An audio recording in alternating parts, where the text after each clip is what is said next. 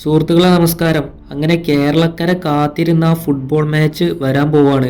ഫുട്ബോളിലെ താരരാജാവ് Lionel Messi കേരളത്തിന് മണ്ണിലേക്ക് എത്തുന്നു എന്ന ഏറ്റവും പുതിയ റിപ്പോർട്ടുകളാണ് പുറത്തു വരുന്നത്. അതിനുമുമ്പ് നിങ്ങൾ ഈ ഒരു ചാനൽ സബ്സ്ക്രൈബ് ചെയ്യുക, ആ നോട്ടിഫിക്കേഷൻ ബട്ടൺ ഒന്ന് എനേബിൾ ചെയ്ത് വെക്കുക.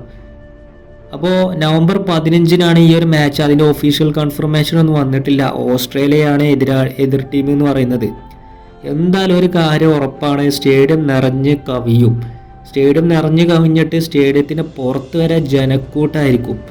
കാരണം ഫുട്ബോൾ എന്ന് കേൾക്കുമ്പോൾ തന്നെ നമുക്ക് ഓർമ്മ വരുന്ന രണ്ട് പ്ലെയേഴ്സാണ് മെസ്സി റൊണാൾഡോയും അതേപോലെ നെയ്മറും. ഇതിലെ ഒരു പ്ലെയർ കേരളത്തിലേക്ക് വരിക എന്ന് പറഞ്ഞു കഴിഞ്ഞാൽ ആ ഒരു ജനക്കൂട്ടം നിങ്ങൾ ആലോചിച്ച് നോക്കുക.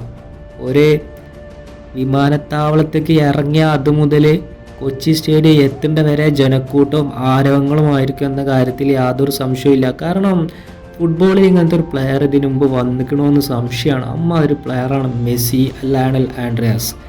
നമുക്കറിയാലോ, ആദ്യം ഈ ഒരു മാച്ച് തീരുമാനിച്ചിരുന്നത് തിരുവനന്തപുരം ഗ്രീൻഫീൽഡ് സ്റ്റേഡിയത്തിലായിരുന്നു. പക്ഷെ അതൊരു ക്രിക്കറ്റിന് ഉണ്ടാക്കിയിട്ടുള്ള ഒരു സ്റ്റേഡിയം ആയതുകൊണ്ട് തന്നെ പിന്നെ അത് അവിടെ നിന്ന് മാറ്റുകയാണ്. കാരണം അത് പൊളിച്ച് പിച്ചൊക്കെ മാറ്റി വെറുതെ എന്തിനാണ് ഒരു സ്റ്റേഡിയം കേടുവരുത്തുന്നത്. അതുകൊണ്ട് തന്നെ ക്രിക്കറ്റിൻ്റെ സ്റ്റേഡിയത്തിലും ഫുട്ബോളിൻ്റെ സ്റ്റേഡിയത്തിലും നടക്കട്ടെ. കൊച്ചി സ്റ്റേഡിയത്തിലാണ് ഈ ഒരു മാച്ച് ഇപ്പോൾ ലഭിക്കുന്ന റിപ്പോർട്ട് അനുസരിച്ച് നടക്കാൻ പോകുന്നത്.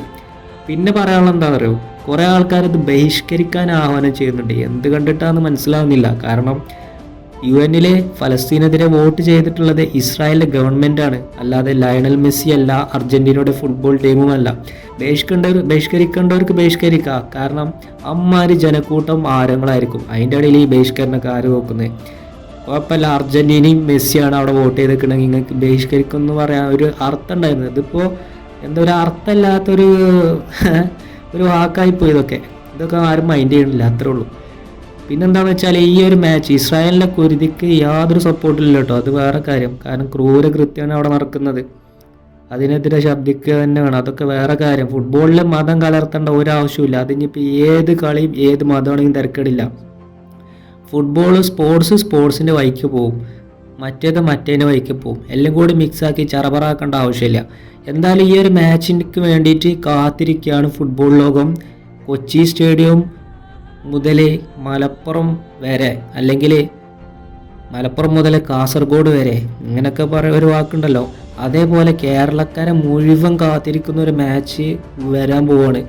തീ പാറും എന്ന കാര്യത്തിൽ യാതൊരു സംശയവുമില്ല. എന്തിനായാലും മെസ്സി കേരളത്തിലേക്ക് വരുന്ന സുവർണ നിമിഷത്തിനായി കാത്തിരിക്കുകയാണ് ഫുട്ബോൾ ആരാധകരും, പ്രത്യേകിച്ച് അർജന്റീനയിലെ റൊസാരിയോ തെരുവുകളിൽ വളർന്നു വന്ന കേരളത്തിലെ ഫുട്ബോൾ ആരാധകർ. അപ്പോൾ ഒന്നും സബ്സ്ക്രൈബ് ചെയ്യുക, സപ്പോർട്ട് ചെയ്യുക.